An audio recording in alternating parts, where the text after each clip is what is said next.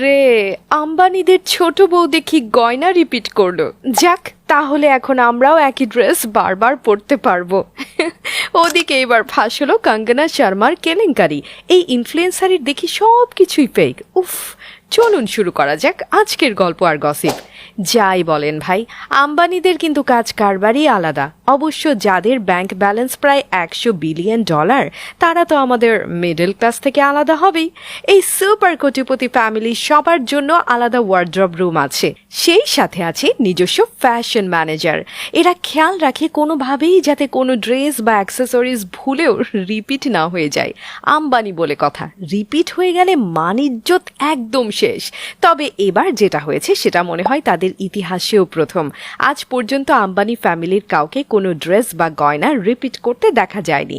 এমনকি নীতা আম্বানি তার ছোট ছেলের বিয়েতে যে 100 ক্যারেটের পান্নার নেকলেসটা পরেছিলেন সেটা ওই একবারই, আর সে হারটার দাম ছিল 450 কোটি রুপি। ওয়াও! কিন্তু এবার মুম্বাইয়ের এক হাই প্রোফাইল ইভেন্টে ঠিক এটাই দেখা গেল। এই ফ্যাশন ওয়াকের শো স্টপার ছিলেন আম্বানিদের ছোট বউ রাধিকা মার্চেন্ট। 30 বছর বয়সী রাধিকা সেদিন পরেছিলেন সেলিব্রিটি ডিজাইনার অনামিকা খান্নাইয়ের ব্রাইডাল ওয়ার স্লিভলেস চুলি আর হেভি লেহেঙ্গা পরা রাধিকাকে আবার বউয়ের সাজে লাগছিলও দারুণ। কিন্তু এর সাথে তার গলায় ছিল তার নিজের বিয়ের সেই ভাইরাল নেকলেস।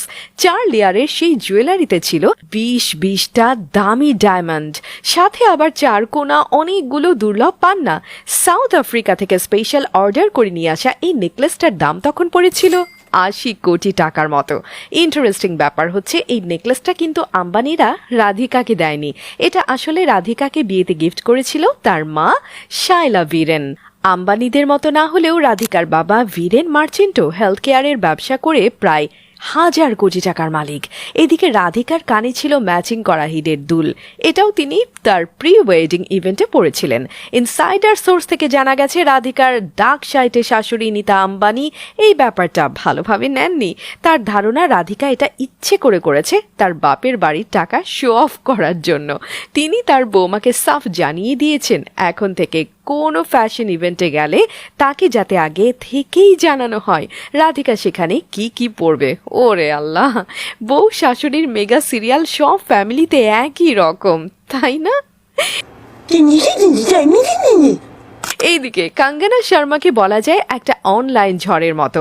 আগে বলিউডে টুকটাক রোল করলেও একেবারেই পাত্তা পায়নি, কিন্তু ইনস্টাগ্রামে হট হট রিলস বানিয়ে তিনি কিন্তু ভালোই সেলিব্রিটি হয়ে গেছেন।